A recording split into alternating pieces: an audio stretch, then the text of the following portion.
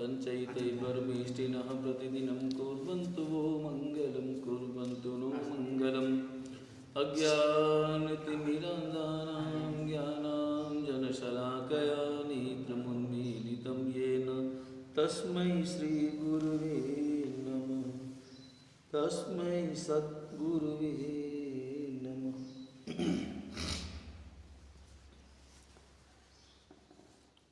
गुण स्थानकों की चर्चा अपने यहाँ पर चल रही है। कल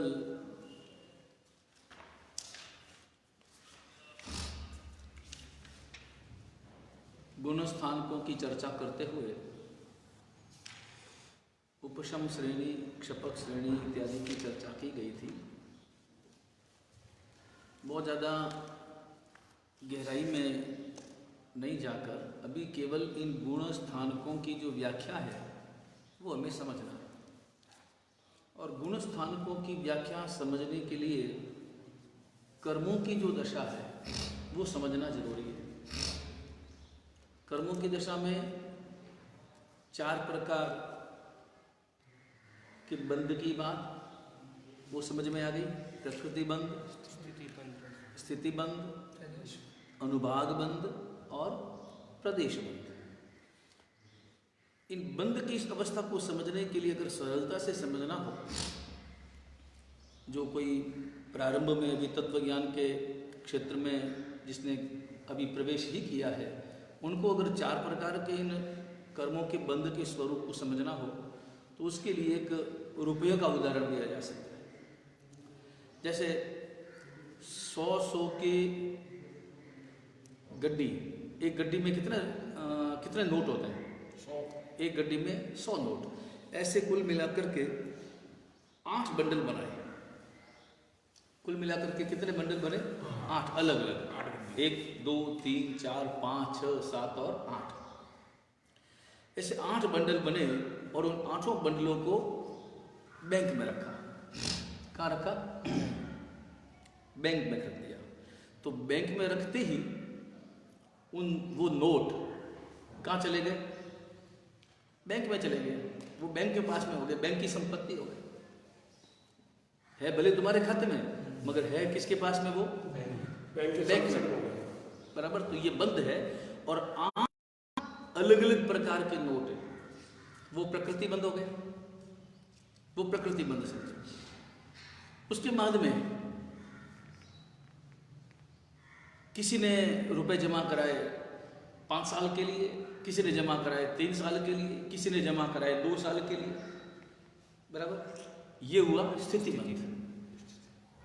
कर्मों की अपनी जघन्य अथवा उत्कृष्ट स्थिति। कल पूछा भी था, ज्ञानावरणीय, दर्शनावरणीय, वेदनीय और अंतराय। इनकी जघन्य स्थिति अंतर्मुहूर्त है और उत्कृष्ट स्थिति 30 कोड़ा कोड़ी साल। मतलब ये कर्म ऐसे हैं। अब ये कितनी स्थिति का कर्म बंधन करता है, ये उस व्यक्ति के अपने परिणाम पर निर्भर है। व्यक्ति का जो अपना परिणाम है, परिणाम यानी उसके जो अध्यवसाय हैं, उसकी जो क्रिया चल रही है, उस क्रिया करते समय उसके जो भाव बनते हैं, उस आधार पर वो कर्मों की जघन्य अथवा उत्कृष्ट स्थिति का, उस प्रकार की स्थिति का बंधन करता है। तो ज्ञानावरणीय कोई भी कर्म बांधेगा ना, ज्ञान से, ज्ञान के आवरण, ज्ञान पर आवरण करने वाला जो कर्म है, ज्ञान, दर्शन और वेदनीय और अंतराय, ये 4 प्रकार के कर्मों का बंधन जब भी करेगा तो अधिकतम 30 सागरोपम, 30 कोड़ा कोड़ी सागरोपम की स्थिति का बंधन करता है। अधिकतम 30 कोड़ा। ज्ञानावरणीय, दर्शनावरणीय, वेदनीय और अंतराय, इसकी उत्कृष्ट स्थिति कितनी है? 30 कोड़ा। बराबर। मोहनीय कर्म की उत्कृष्ट स्थिति कितनी है? 70 कोड़ा कोड़ी साल। सबसे ज्यादा जो उत्कृष्ट स्थिति है कर्म की, वो है मोहनीय कर्म की। तो इतना भोगना पड़ता है। अगर वो कोई भी आत्मा अत्यंत राग में, मिथ्यात्व दशा में हो और वो इस पर गाढ़ मोहनीय कर्म का जब बंद करता है और उत्कृष्ट दशा का अगर वो बंद करता है तो इतना बंधन वो कर सकता है, इससे ज्यादा नहीं। अंदर अंदर तो कर ही सकता है। जिस प्रकार का राग जितना गहरा होगा उसकी मिथ्यात्व दशा जितनी गहरी होगी, मिथ्यात्व ये मौनी कर्म बंध के जो हेतु हैं, बराबर मौनी कर्म तीसे ही मोहनीय ठाना ही। अपने यहाँ पर पगाम सज्जा में ये पाठ आता है, 30 की संख्या में क्या पाठ है? पगाम सज्जा में पाठ आता है ना, तीसे ही मोहनीय कर्म बंधन के जो स्थान है, जो हेतु हैं, वो कितने हैं? 30 है। उस प्रकार का आचरण, उस प्रकार का व्यवसाय करने पर मोहनीय कर्म का बंध होता है। तो उत्कृष्ट दशा, उत्कृष्ट स्थिति, वो अधिकतम इतने 70 पुरापुरी सागरोपम जितना मोहनीय कर्म का बंधन कर सकता है, ये उत्कृष्ट स्थिति बता रही है। तो ज्ञानावरणी हो गया, दर्शनावरणी हो गया, वेदनी हो गया, अंतराय हो गया, मोहनी हो गया। नाम और गोत्र, ये दो इन कर्मों की उत्कृष्ट स्थिति, जगन्य स्थिति अंतर्मूर्त है और उत्कृष्ट स्थिति 20 कोड़ा नहीं, जगन्य स्थिति नाम और गोत्र की 8 मुहूर्त की है, वेदनीय की जगन्य स्थिति 12 मुहूर्त की है, ज्ञानावर्णीय, दर्शनावर्णीय, अंतराय की इनकी सबकी जगन्य स्थिति जो है वो अंतर्मूर्त की है। और नाम और गोत्र की उत्कृष्ट स्थिति 20 कोड़ा कोड़ी सागरोपम की है, जबकि आयुष्य कर्म की उत्कृष्ट स्थिति 33 सागरोपम की है। 33 सागरोपम की, बराबर ये स्थिति है। तो स्थितिबंध हो गया, समझ में आ गया। जैसे एक व्यक्ति ने 8 बंडल, कोई 100 रुपए के नोट का बंडल भी है, 50 के नोट का बंडल भी है, 500 के नोट का बंडल भी है, अलग अलग उनकी प्रकृति है। 100 रुपए के नोट में 100 रुपए देने की शक्ति है, 500 रुपए के नोट में 500 रुपए मूल्य उतना देने की शक्ति है, उस नोट की जो शक्ति है, बराबर वो उस प्रकार की। तो ये उसका स्वभाव है। 100 रुपए के नोट में 100 रुपए देने का स्वभाव है, 500 रुपए के नोट में 500 रुपए देने का स्वभाव है। तो स्थितिबंध हो गया। फिर प्रकृतिबंध, प्रकृतिबंध, स्थितिबंध, उसके बाद में रसबंध। रस का मतलब होता है उसका परिणाम। अब जैसे आपने बैंक में जमा कराया, कितने रुपए जमा कराए?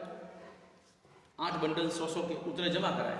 तो जमा कराने पर आपको 5 साल के लिए जमा कराए कि 3 साल के लिए जमा कराए, ये स्थितिबंध। उसके बाद में इसका ब्याज भी तो आपको मिलेगा। वो जो ब्याज मिला वो है रसबंध। ब्याज जो मिला, जो ब्याज उसका मतलब प्राप्त होगा, उसके बाद में वो कुल मिलाकर के कितने नोट हैं, क्वांटिटी, वो है प्रदेशबंध। तो ये स्थिति, प्रकृति स्थिति, रसबंध और प्रदेशबंध, ये तो समझ में आ ही गया। बंध के प्रकार 4 प्रकार है। रसबंध में अगर क्या बोलते हैं अपने को, रसबंध यानी कभी किसी का ज्यादा किसी का कम, मिठास। रसबंध का अर्थ ये होता है कि उसका जो परिणाम है।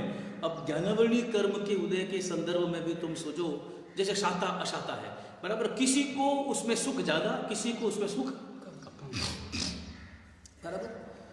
तो कर्मों की दशा को समझने के लिए कर्मों की कुल मिलाकर के 10 अवस्था का वर्णन अपने शास्त्रों में मिलता है। कितनी अवस्थाएं? 10 अवस्थाएं। कौन कौन सी? 10 अवस्थाएं। कर्मों की अगर समझ ली हमने तो कर्म सिद्धांत हमें पूरा व्यवस्थित रूप से समझ में आ जाता है। नंबर 1 बंध, कर्मों का बंध होना, जीव के साथ में आत्मा का जो संयोग संबंध है, जो बंधन है वो। उसके बाद में सत्ता। सत्ता का मतलब होता है वो पड़े रहना।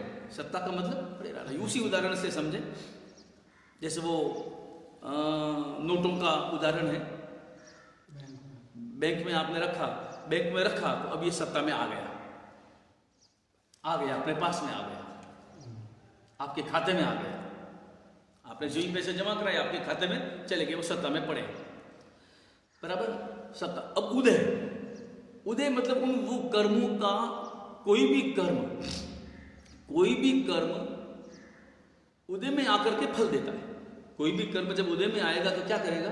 वो फल देगा। तो फल देने की जो प्रक्रिया है उसका नाम है उदय। तो आपने बैंक में जो रुपए जमा कराए उसका ब्याज मिला, वो ब्याज जो है वो अपने आप में क्या है? उन कर्मों का फल है। तो आपने जो भी ज्ञानावली कर्म का बंध किया तो उस प्रकार का जो कर्म जब उदय में आएगा, तो उदय में आकर के अपना फल देगा। अज्ञान के रूप में फल देगा। अशाता वेदनीय का बंध है तो दुख के रूप में आपको फल देगा। शाता वेदनीय कर्म का जो बंध है वो जब उदय में आएगा तब आपको सुख के रूप में फल देगा। ये भी समझ में आ गया। अबाधा काल समझ में आया हुआ है। अबाधा काल मतलब कोई भी कर्म जब भी बंधन होगा, कर्म का बंधन होगा तो कुछ समय, ऐसा नहीं है कि वो बंधन करते ही हाथों हाथ फल देना प्रारंभ कर दे, उसका कुछ अबाधा काल अवश्य में होता है। जितनी जैसी स्थिति बंद आपने किया है, कोई भी कर्म, चाहे ज्ञानावर्णी, दर्शनावर्णी, मोहनी, जो भी कर्म है, वो कर्म आपने जितने समय वाला बंद किया है, जैसी स्थिति वाला बंद किया है, उस आधार पर उसका अबाधा काल होता है। अबाधा काल मतलब वो समय, वो कर्म जो है वो इतने समय तक आपको कोई फल नहीं देगा, कोई फल नहीं देगा। उसके बाद में फल देना वो प्रारंभ करेगा, उसके बाद में फल देना प्रारंभ करेगा, वो होता है अबाधा काल। अबाधा काल का एक नियम है कि एक कोड़ा कोड़ी सागरोपम का अगर कर्म बंधन किया है तो 100 वर्ष का अबाधा काल होता है। एक कोड़ा कोड़ी सागरोपम का मतलब है 100 वर्ष। 100 वर्ष तक का वो अबाधा काल रहेगा, उसके बाद में वो अपना फल देना प्रारंभ करेगा।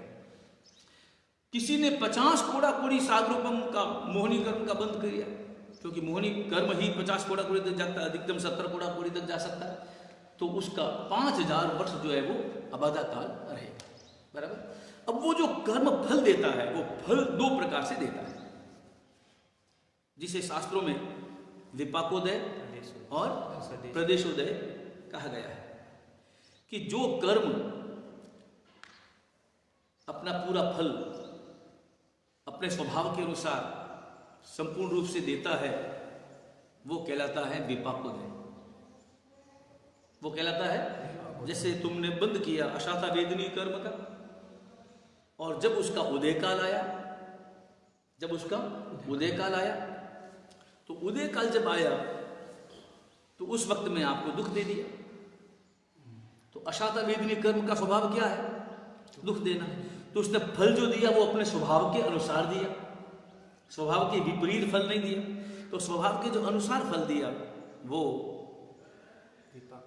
विपाकोदय है। बराबर।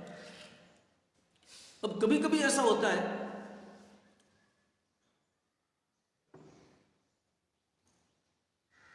कि उदय अभी चल रहा है शाता वेदनीय का, उदय जो चल रहा है वो काय का चल रहा है? शाता वेदनीय का। और उस समय में कर्मबंध में हमारे सत्ता में जो भी कर्म पड़े हैं, अशाता वेदनीय का कर्म भी पड़ा है और अशाता वेदनीय का भी उदय काल आ गया, अशाता वेदनीय का भी उदय काल आ गया।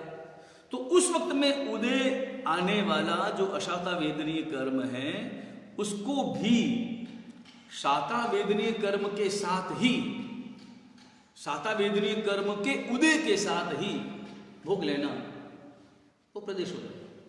या सीधा सा यूं समझो कि जो कर्म अपने स्वभाव के अनुसार अपना फल देता है वो विपाकोदय, और जो कर्म अपने स्वभाव के अनुसार फल न देता हुआ, उदय में तो आता है मगर अपना स्वभाव के अनुसार फल नहीं देता हुआ क्षरित हो जाता है, वो प्रदेशोदय है।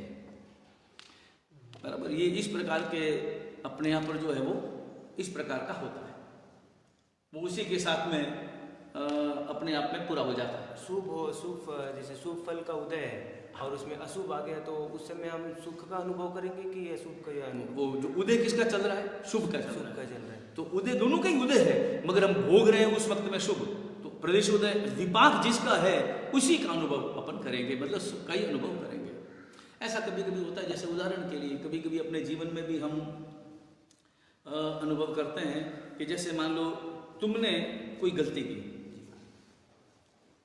स्कूल है, कक्षा चल रही है, क्लास चल रही है, और क्लास में मास्टर ने देखा कि एक बच्चा जो है वो थोड़ी सी बदमाशी कर रहा है। तो मास्टर के मन में क्या हुआ? उसको क्या फल देने की इच्छा हुई?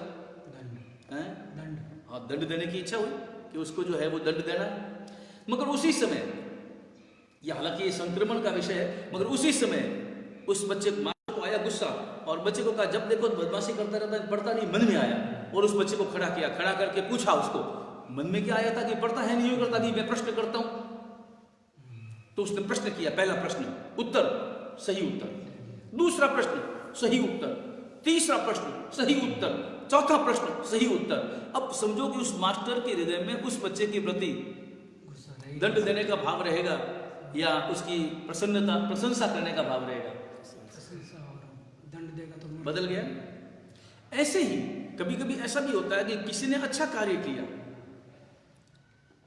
मगर तत्काल उसके अन्य गलत कार्य सामने नजर आ गए, तो अच्छा कार्य जो था वो उस गलत कार्यों में दब गया। बराबर। चलो अब यहां पर समझे अपन, ये समझ में आ गया उदय, बंद, सत्ता, उदय और उदीर्णा। अब उदीर्णा को समझें। उदीर्णा जो है ना वो चलती रहती है। उदीर्णा आठों ही कर्मों की जो उदीर्णा है वो लगभग होती रहती है, करते रहते हैं, हमारे अध्यवसाय जैसे होते हैं। उदीर्णा का अर्थ ये हुआ कि कर्मों का जो फल मिलता है वो फल कैसे मिलता है। ये कर्मों की लंबी लाइन है, देखो इधर देखो, ये ऐसे देखो, यहाँ ये कर्म जो है लगे हुए हैं और प्रति समय हमारा कर्म बंधन चालू है, प्रति समय चालू है। हमने 10 साल पहले भी कर्म बंधन किया, 9 साल पहले भी किया, 8 साल पहले भी किया, मतलब रोज ही कर रहे हैं, प्रति समय कर रहे हैं। मगर समझने के लिए, उदाहरण के लिए समझ ले कि 10 साल पहले भी किया, 9 साल पहले भी किया, 8 साल पहले भी किया। और वो कर्म जिस प्रकार की स्थिति बंद किया है उस आधार पर उनका उदय भी हो रहा है। ये भी हो सकता है कि जरूरी नहीं कि 10 साल पहले जो बंद किया वो पहले उदय में आएगा और 2 साल पहले जो बंद किया वो बाद में उदय में आएगा, ऐसा नहीं है। कभी कभी जिस प्रकार की दशा में कर्म बंधन किया है उस आधार पर कभी पहले किया हुआ कर्म बंधन, पूर्व में किया गया बंधन बाद में आता है और पहले किया गया कर्म बंधन वो वर्तमान में जल्दी में भी आ जाता है। ऐसा भी हो सकता है। उसकी दशा क्या है, उसका भी अपना एक विज्ञान है जबरदस्त। उस विज्ञान को समझने के लिए एक यहां से यहां तक एक चौकोर एक बना दो कि ये सब जो है वो कर्म यहां पर पड़े, बराबर। और कर्म जो पड़े, जैसे यहां भी पड़ा है, वो 10 साल पहले जो बंद किया था वो यहां है, 9 साल पहले बंद किया था वो यहां पड़ा है, 8 साल पहले बंद किया था वो यहां पड़ा है, 7 साल पहले जो बंद किया था वो यहां पड़ा है, 6 महीने पहले जो बंद किया था वो यहां पड़ा है, 4 महीने पहले जो बंद किया था यहां पड़ा है, बराबर। अब हमेशा उदय में जब कोई कर्म आता है तो उदय में कर्म आने से पहले वो कर्म ये जो पड़े हैं वो सब निषेक के रूप में, उसको निषेक कहेंगे। एक साथ जो वो बंद किया एक तरह के बॉक्स, निषेक यानी बॉक्स, ये बॉक्स वो है, ये बॉक्स वो है, ये बॉक्स वो, निषेक व्यवस्था है कर्मों की, व्यवस्थित रूप से उनको जमा करके किया गया आत्म प्रदेशों के साथ में लगातार। और ये कर्म कहीं अलग भी होते नहीं, आत्म प्रदेशों के पास, हमारे आत्म प्रदेशों के साथ ही है कर्म, पूरे इस राजलोक में लगातार है। लेकिन जो ही बंधन योग्य हमारे अध्यवसाय होते हैं जो ही वो कर्म जाकर के चिपकते हैं, यूं नहीं चिपकते। तो नीचे नीचे जब तक कोई भी कर्म उदयावलिका में प्रवेश नहीं करता तब तक वो उदय में नहीं आता। उदयावली में, उदयावलिका है, उदयावली मतलब सबसे नीचे नीचे उदय देने की, कर्म में उदय देने का जो सामर्थ्य है वो उदयावलिका कहलाता है। उदयावलिका मतलब उस उदय आने वाला वो जो समय, आवली मतलब समय, उस आधार पर नीचे आता। उदयावली में कर्म आता है तब कहीं जाकर के वो उसका फल मिलता है। अब उदाहरण के लिए समझे, जैसे राशन, अभी जैसे बाजार में राशन की दुकान पर भीड़ लगी है, लाइन लगी और आगे आगे उसने वो लगा रखा है एक क्या नाम, उसके अंदर बस स्टैंड में वगैरह में टिकट लेते हैं ना, रेलवे स्टेशन में वगैरह, तो एक एक व्यक्ति जा सकता है ना, वो स्टील के लगे रहते हैं, कटघरे टाइप लगे रहते हैं, उतने ही जा सकते हैं, दूसरा कोई नहीं जा सकता। तो आगे आगे जो 3-4 जने होते हैं उन्हीं को ही सामान देंगे, वो पीछे लाइन में खड़े हुए जब तक वहां नहीं पहुंचेंगे तब तक उनको सामान नहीं मिलेगा। तो वो जो 5 व्यक्ति जो आगे जाके जो खड़े रहते हैं वो जो जगह है उसको हम कहेंगे उदयावली। उदयावली का कर्म जो है वहां आएंगे। अब कर्म जो वहां आएंगे वो कैसे होते हैं, तो उदीर्णा, मैं उदीर्णा यहां पर समझा रहा हूं। उदीर्णा का अर्थ होता है कि अपने समय पर जो उदय में आता है वो तो है उदय, समय से पहले जो उदय में लाया जाता है अपने पुरुषार्थ के द्वारा, अध्यवसायों के द्वारा, वो है उदीर्णा। उदय में कब आने वाला था, अब जैसे मान लो लाइन लगी है, बराबर, रेलवे की टिकट खरीदनी है और गाड़ी आने वाली है और 3-4 मिनट का ही समय बाकी है और इधर लंबी लाइन लगी है। अब कम से कम 60 जने खड़े हैं लाइन में। अब जो 45वें नंबर पे जो आदमी खड़ा है उसके मन में वो बार बार घड़ी देख रहा है कि ट्रेन आ जाएगी और अभी तक नंबर कब लगेगा। 45 में है, आगे का टिकट गया, 44 में नंबर पे आ गया, अगला जो टिकट लेकर के जाता गया। वो जो आगे लाइन से जो टिकट ले रहा है वो उदय, वो कर्म उदय में आ रहे हैं। बराबर, ये आदमी जो खड़े हैं वो क्या है, कर्म है, और वो उदय में आ रहे हैं, एक एक करके जा रहे हैं, रवाना हो रहे हैं। कर्म कोई भी उदय में आया, उदय में आने के बाद तक क्षरित हो जाता है। 45वें नंबर वाले ने देखा, अब वो 45 में, अब 44 में आ गया, 43 में आ गया, बहुत टाइम लगेगा और मेरी ट्रेन चूक गई तो क्या होगा। अचानक उसकी नजर पड़ी कि आगे आगे जो लाइन में आगे आगे 3रे नंबर पे या 4थे नंबर पे जो आदमी खड़ा है, 4थे नंबर पे, वो तो मेरा दोस्त है, वो मेरा दोस्त है। लाइन से निकला और सीधा गया 4थे नंबर वाले अपने दोस्त के पास, उसको पीछे कर दिया ना उसको जाकर के दिए अपने रुपए कि मेरी भी टिकट ले लेना साथ में। अच्छा, ऐसे ले सकते हैं? हाँ, ऐसा हो सकता होता ही है। कल उदाहरण नहीं होता है, मेरी टिकट भी तुम साथ में ले लेना, बराबर। और उसने उसकी टिकट ले ली। अब उसका नंबर कब लगने वाला था, 45वें नंबर पे। लग गया कहाँ, 3रे नंबर पे, 4थे नंबर पे, वहीं पर उसका नंबर लग गया और टिकट लेकर के रवाना हो गया। ये उदीरना है। वो 4थे नंबर के व्यक्ति में तो उदय था, 45वें नंबर के व्यक्ति के लिए उदीरना थी। हमारे जीवन में उदीरना कैसे समझना, ये समझ में आया कि नहीं आया? हमारे जीवन में उदीरना कैसे समझना? अध्यवसाय नहीं, हम लोग कैसे, मतलब एग्जाम्पल के अध्यवसाय अपने शुभ भावों, शुभ अथवा अशुभ दोनों ही भावों के द्वारा हम सत्ता में पड़े हुए कर्म, सत्ता में पड़े हुए कर्म जब हम उदय में ले आते हैं तो उदीरना है, उदीरना हो जाती है। जैसे मैं अभी यहाँ बैठा हूँ, हाँ। मैं सोच रहा हूँ चलो बाहर धूप में लगे 10 मिनट खड़ा हूँ, हाँ, तो वो उदीरना। हाँ, उदीरना हो जाएगी। इस प्रकार की कोई भी विशिष्ट प्रकार की जो प्रवृत्ति की जाती है वो अपने आप में उदीरना कहलाती है। गोची जाना धूप। हाँ, वो इसी प्रकार का इस प्रकार का जो पुरुषार्थ है, विशिष्ट प्रकार का जो अध्यवसाय है, फिर वो उदीरना पुरुषार्थ कहलाता है। कहेंगे इसको या भाग्य कहेंगे? तपस्या के आधार पे भी हो सकता है, तब करेंगे तो भी उदीरना हो सकती है। तब अगर कोई तपस्या कर रहे हैं तो भी उदीरना हो सकती हाँ, तो भी मतलब ये, लेकिन एक बात ध्यान रखना, उदीरना जो है वो हमेशा सजातीय प्रकृति की होती है। सजाती मतलब क्या? सजाती मतलब जैसे मान लो साता वेदनी कर्म का उदय चल रहा है, तो अशाता वेदनीय को बुलावा देना कि उसकी उदीरना कर ली और उदय के साथ साथ भोग लिया, वो उदीरना है। उदीरना और निर्जरा एक ही तरह हुआ ना? उदीरना और निर्जरा लगभग एक ही। उदीरना का मतलब निर्जरा ही है ना। उदीरना का मतलब होता है कर्म को उदय में लाना, और उदय में लाकर के जब हम भोग लेंगे तो निर्जरा हुई ना। हाँ, कोई भी हर उदय के साथ में निर्जरा क्षय जुड़ा हुआ है। फिर इसको पुरुषार्थ कहेंगे या भाग्य कहेंगे? नहीं, पुरुषार्थ ही अपने को कहना, क्योंकि पुरुषार्थ करने पर ही काम होगा, बिना पुरुषार्थ के काम नहीं होगा। ये तो जीव जब जो है यथा प्रवृत्तिकरण जब करता है ना, जो यथा प्रवृत्तिकरण प्रारंभ करता है ना, बस वही एक प्रकार का आपका भाग्य समझो। नदी गोल पाषाण न्याय से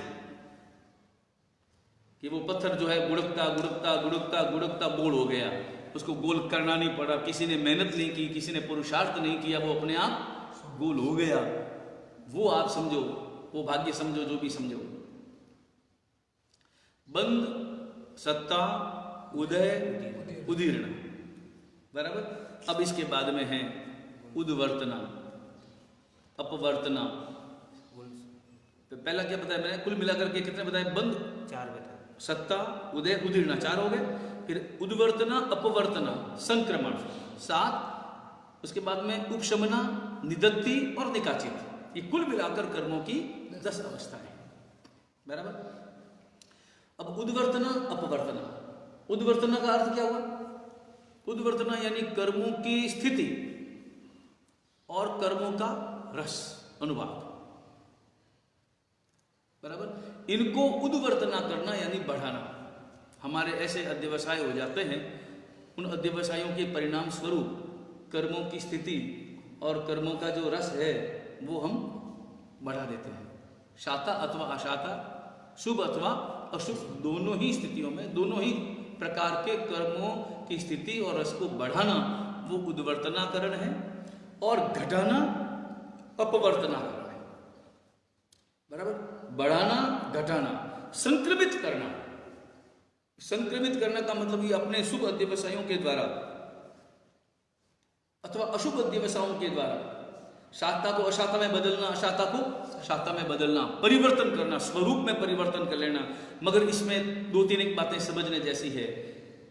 इसमें नंबर 1, कोई भी ये जो संक्रमण है वो अपने मूल प्रकृति उसमें परिवर्तन नहीं हो सकता।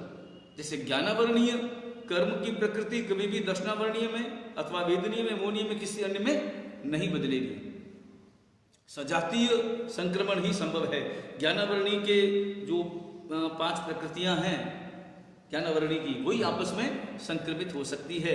इसी प्रकार दर्शनावरणीय में भी, इसी प्रकार वेदनीय में भी। उसमें और 2 बातें, सजातीय में भी, जैसे मोहनीय कर्म की प्रकृतियां कितनी, पहले प्रारंभ में 2, मोहनीय की कर्म की प्रकृतियां कितनी, 2, दर्शन मोहनीय और चारित्र मोहनीय। उसमें भी ये नियम है कि दर्शन मोहनी की प्रकृति कभी भी चारित्र मोहनी में नहीं बदलेगी, और चारित्र मोहनी की प्रकृति कभी भी दर्शन मोहनी में नहीं बदलेगी।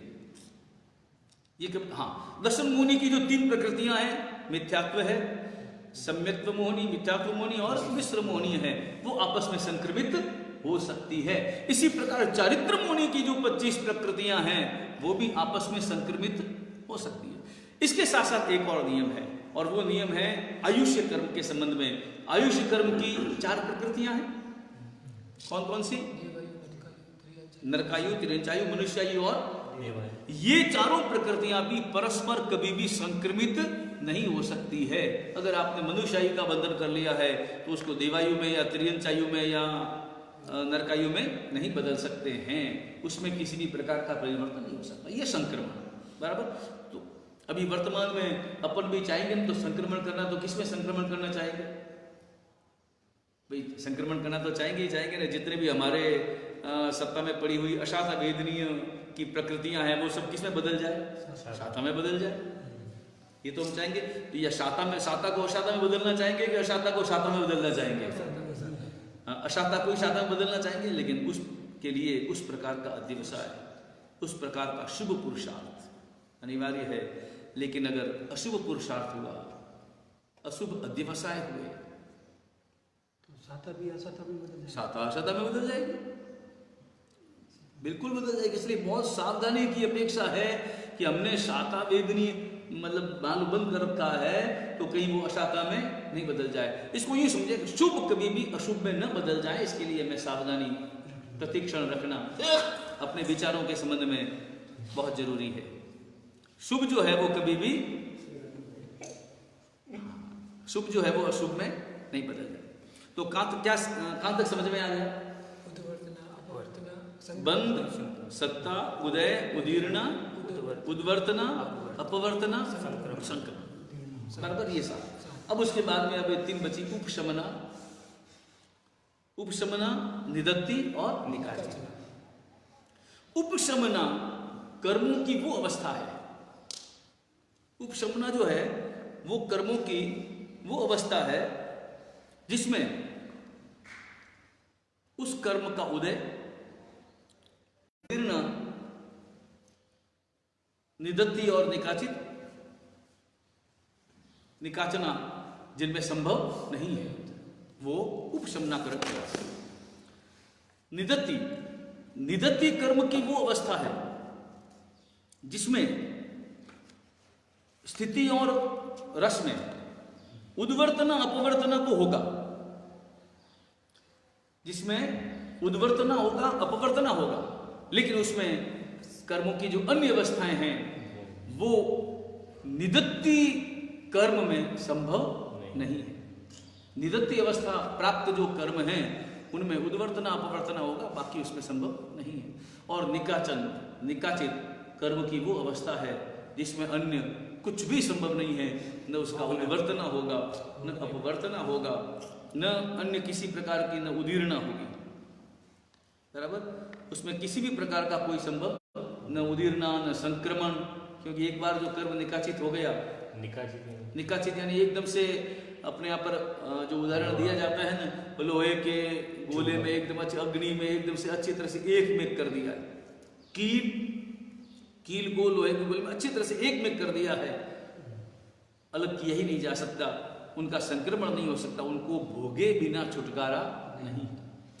निदत्ति जो कर्म है उसका क्षय घोर तपश्चर्या के कारण होता है, लेकिन निकाचन उसके लिए तो आपको उस प्रकार का जो आपने बंद कर रखा है वैसा आपको भोगना ही पड़ेगा। निकाचित कर्म को भोगना ही पड़ेगा। निकाचित कर्म को भोगना ही पड़ेगा। निकाचित बंधन किस स्थिति में होता है? घोर मतलब एकदम अध्यवसाय, अत्यंत तीव्र तीव्र अध्यवसायों की दशा में ये कर्म जो है वो निकाचित होते हैं। तीव्र, अत्यंत तीव्र कषाय, तीव्र कषाय, कषाय तो अर्थ में है ही, कषाय के बिना तो कर्मों का बंधन ही नहीं है। जैसे कान में सैनिक बना जाए, वासुदेव ने डाले थे ना कथेर, हाँ, वो तो एक सामान्य व्यक्ति के प्रति इतनी नफरत हुई हो सकती है। हाँ, इतना कषाय, हाँ, घोर कषाय हुआ। घोर कषाय भी हो सकता है। हाँ, घोर कषाय हुआ, निश्चित रूप से घोर कषाय हुआ, इसलिए निकाचन हो गया। बराबरी के व्यक्ति से ही लड़ाई होती है। नहीं, कभी कभी मानसिक दशा का पता नहीं चलता है कि वो किसके प्रति क्या कर रहा है, ये सब मानसिक दशा का परिणाम है और पता नहीं चलता है, इसलिए वो उस प्रकार का, उसके उदय में आ गया, उस प्रकार का अधिकसाय था, वो उदय में आया। बराबर, ये कर्मों की जो है वो 10 क्या है स्थितियां हैं, अवस्थाएं हैं, कर्मों की 10 अवस्थाएं। इनको समझने के बाद में अब हमें सावधान रहना है, बहुत से सावधानी इसमें अपने हर प्रतिपल की हमारी जो स्थिति है, मानसिक दशा है, जागरूक रहना, मूर्छित नहीं होना, राग द्वेष में नहीं फंसना, परिस्थितियों में नहीं फंसना, सदा सदा अपनी मैं आत्मा हूँ इस प्रकार का भाव प्रतिक्षण अपने अंतर में जागृत रहना चाहिए। प्रतिक्षण ये जागृति बहुत जरूरी है, बिना जागृति के हम जो है वो इन कर्मों से पार नहीं पा सकते। चलो गुण स्थानों की चर्चा करें। कल कहाँ तक चला था? 11वां 12वां वो आई गया, उपशांत मोह और क्षीण मोह। बराबर, देखो कषायों की दशा कैसे क्रमशः हम ढीली कर रहे हैं, कषायों की दशा, कषायों की स्थिति को किस प्रकार ढीली करते हुए लगातार आगे बढ़ रहे हैं। अब 12वां गुण स्थान यानी क्षीण मोह, यानी क्षीण मोह का अर्थ ये हुआ कि जिसमें मोह का संपूर्ण रूप से क्षय हो गया, संपूर्ण रूप से क्षय हो गया। और क्षय हुआ तो उसका परिणाम ये हुआ कि मोह जब चला गया, मोह ही चला गया, मोह राजा है, राजा चला गया तो बाकी के जो दूसरे सेनापति हैं, दूसरे जो सैनिक लोग हैं, वो कभी भी युद्ध होता है, युद्ध के मैदान में राजा को अगर गिरफ्तार कर लिया गया तो बाकी जो सेना है उसका क्या होता है? तो आज शस्त्र का त्याग करती है कि नहीं करती? राजा को अगर गिरफ्तार कर लिया गया, राजा गया मतलब वो देश गया, वो सेना भी गई, वो सब कुछ गया। मेरा पुराने जमाने में जब युद्ध चलते थे, आमने सामने युद्ध चलते थे एक राजा का दूसरे राजा के साथ में, तो उस वक्त में एक राजा को अगर गिरफ्तार कर लिया, उनकी सबकी नजर यही रहती थी कि कैसे भी राजा को गिरफ्तार किया जाए। और अभी जो शतरंज खेलते हैं उनको मालूम होगा, शतरंज खेलते हैं उनको पता चला होगा कि राजा को क्या करना पड़ता है, उसमें राजा को बांधना पड़ता है ना, क्या शय और बात जो भी देना पड़ता है। राजा अगर बंधन में आ गया, खेल खत्म हुआ, खेल पूरा हुआ, ऐसा ही होता है ना। तो ठीक उसी प्रकार हमारे कर्मों का जो राजा है वो कौन है? वो मोह नहीं है। वो चला गया तो पीछे ज्ञानावरणी, दर्शनावरणी और अंतराय, ये जो घाती कर्म है 4 घाती कर्मों में से मोहनी चला गया पीछे 3, उन कर्मों का भी क्योंकि विशुद्ध अध्यवसाय है, वो आत्मा जो 12वें गुण स्थानक में तो मोह श्रेणी कर रहा है, क्षपक श्रेणी कर रहा है। मोह गए तो ज्ञानावरणी कर्म भी जाएगा, नियम हो है, मोह गया तो सब कुछ गया।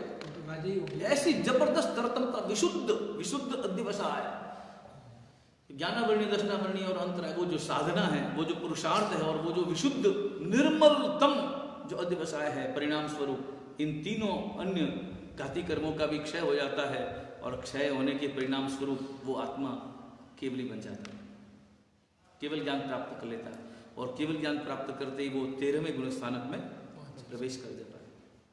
13वें गुण स्थानक का नाम क्या है? सयोगी केवली। केवली भगवंत है, योग सहित है। योग यानी मन वचन काया, मन वचन और काया। तब मन वचन काया है तो फिर कर्मों का बंधन तो आएगा। मन वचन इन तीनों का उपयोग है। सहयोगी होने के कारण से कर्म बंध है, स्थिति बंध। लेकिन क्या होता है, एक समय में बंद होता है, दूसरे समय में उसका भोगना होता है, और तीसरे समय में उसका क्षय होता है। तो इस प्रकार की जो स्थिति है, तो क्षय कैसे होगा? तो जब हाँ, तो बंद 3 समय का ही कारण दशा है। एक समय में बंद, दूसरे समय में भोगना, तीसरे समय में उसका क्षय। मतलब इस प्रकार की केवली भगवंत की दशा है। और मन वचन काया तीनों ही योग है, मगर कषाय नहीं है। कषाय नहीं होने के कारण से जो रस बंद होना चाहिए वो उस प्रकार का, किसी भी प्रकार का बंद नहीं है, हो ही नहीं सकता। और मन का भी उपयोग कैसे? मन का उपयोग कब करते हैं? परमात्मा केवली भगवंत, तीर्थंकर परमात्मा या केवली भगवंत, सामान्य केवली भगवंत जब केवली बन जाते हैं, उसके बाद में मन का उपयोग भी कब होता है?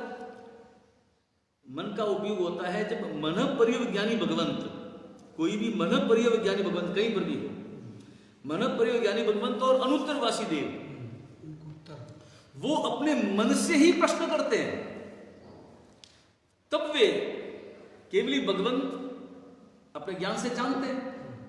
केवली भगवंत पहले ज्ञान से जानते हैं, केवल ज्ञान से जानते हैं। जानने के बाद में उनका उत्तर देने के लिए मनोवर्गणा को गति देते हैं, मनोवर्गणा की रचना करते हैं, और वे फिर मन से ही, मनोवर्गणा से ही जवाब देते हैं, और वो वहां पर ग्रहण कर लेते हैं। बस ये मन का इतना ही उपयोग है केवली भगवंत के लिए। देश न देते इसमें वचन का उपयोग है, वचन योग। देश न देते इसमें वचन योग। और चलते हैं तो काय? जब विहार इत्यादि करना है, श्वास निश्वास है, उसमें काय योग का उपयोग है। इस प्रकार केवली भगवंत विचरण करते हैं। ये 13वें गुण स्थान की चर्चा हुई। आज का समय पूरा हुआ। देशनाथ के वक्त भी योग नहीं मन का, नहीं, मन का योग नहीं है, केवल और केवल वचन योग है। इसलिए तो अपने यहाँ पर तो कहते हैं देशना देते हैं, फरमाते हैं। दिगंबर कहते हैं कि देशना खीरती है अपने आप। जैसे गौतम स्वामी प्रश्न करते हैं तो सुनते समय मन का उपयोग नहीं करते। मन का उपयोग ही नहीं, ज्ञान का ही उपयोग है, कंप्लीट ज्ञान का ही उपयोग तो है। मन तो वहां जाते हैं ना, वहां मन का उपयोग ही नहीं है। वो मनोवर्गणा का जो उपयोग है वो केवल और केवल मन परिविज्ञानी भगवंत के मन से ही उत्तर देने के लिए। नहीं, जैसे मैं आपको प्रश्न कर रहा था, आपका मन तो मेरे को नहीं, मन का उपयोग तो वहां है जहां अज्ञानता है वर्तमान में। वहां तो संपूर्ण ज्ञानी है, इसलिए वहां आपस में देने की जरूरत, उनको मन से ही संवाद करना है, वहां पर उत्तर पहुंचाना है। नहीं, गौतम स्वामी का जो हाँ, तो यहाँ तो सामने सामने, इसलिए कोई समस्या नहीं। मन तो कनेक्ट होगा ना वहां पे। कनेक्ट की जरूरत ही नहीं, वो गौतम स्वामी का मन लगा हुआ है। तो परमात्मा का मन तो, परमात्मा का तो बस रमणता, ज्ञान में रमणता है, केवल और केवल ज्ञान में रमणता है, शुद्ध ज्ञान में रमणता है। तो जवाब कैसे देते हो फिर? हाँ, तो वो वचन योग से उत्तर जो है वो वचन योग से। वचन और ज्ञान है, वचन और ज्ञान वचन